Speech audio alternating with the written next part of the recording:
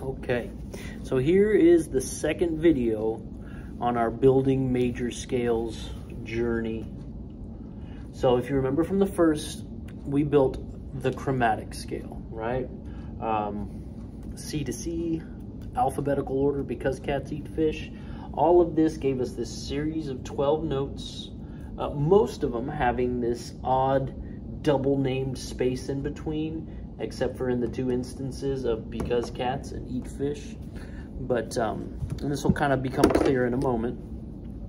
But when we build a chromatic scale, we have a bunch of notes, right? We just have a bunch of notes that are really close together, but we don't really have anything yet that sounds totally musical. Right? It's just kind of like a bunch of sounds that go up and down. Now, when we start learning those major scales,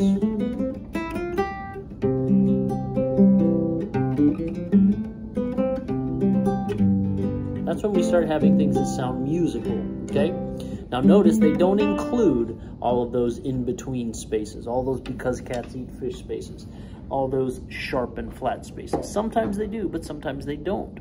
So what we're about to learn is that there's a pattern of skipping a fret and not skipping a fret that makes a major scale. That is what a major scale is. The relationship between those notes is what a major scale is. It's not a bunch of letters mixed together.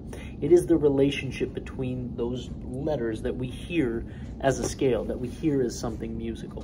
So, what we find is as we built this chromatic scale, there is already a major scale built into it. This was kind of cool. There's a major scale that doesn't have any of these weird in-between spaces, and it goes like this: C, D, E, F, G, A, B, and C. So again, if I just take out all the letters that aren't weird with the sharps and the flats, we develop a pattern. So let me link those together: D to E, E to F, F to G, G to A to B, and B to C. Okay, so what we're doing is we're skipping a fret here, skipping a fret here, moving right on to the next fret, skipping one, skipping one, skipping one, moving right on. Okay, now we're going to call those two distances, the distance of skipping a fret versus just moving on to the next fret, they're going to have names. When you skip one, you're creating something called a whole step. Okay, and that is when you skip a fret. So if a whole step is skipping a fret or moving up 2 frets, you can probably guess what we would call not skipping a fret. What is half of something? This is called a half step, okay? And that is moving to the next fret, or you can think of it as not skipping. Going up 1 fret, just 1 degree of motion on the chromatic scale. Let's make that even a little bit more concise. Let's go 2 frets, 1 fret. I think that even makes more sense, okay? So when you skip one, that's something called a whole step. When you just move on to the next one, when you don't skip one, moving up 1 fret, we call that a half step. Now we're going to even shorten those. Make sure you have those 2 things in your notes: whole steps, half steps. You got to know what those are. Now we're going to shorten those. We're going to abbreviate those to just W's and H's. Okay. So a W is a whole step, and H is a half step.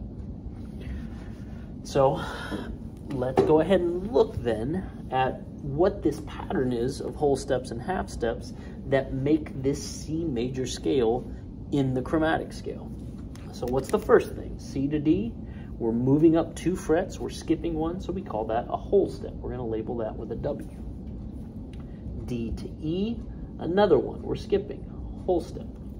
E to F is moving right on, you're just jumping up 1 fret, so we're going to call that a half step. Label it with an H. F to G, again, we're skipping, whole step. G to A, again, we're skipping, whole step. A to B, whole step. B to C, once again, we have a half step. So we have, sorry, that looks a little funny.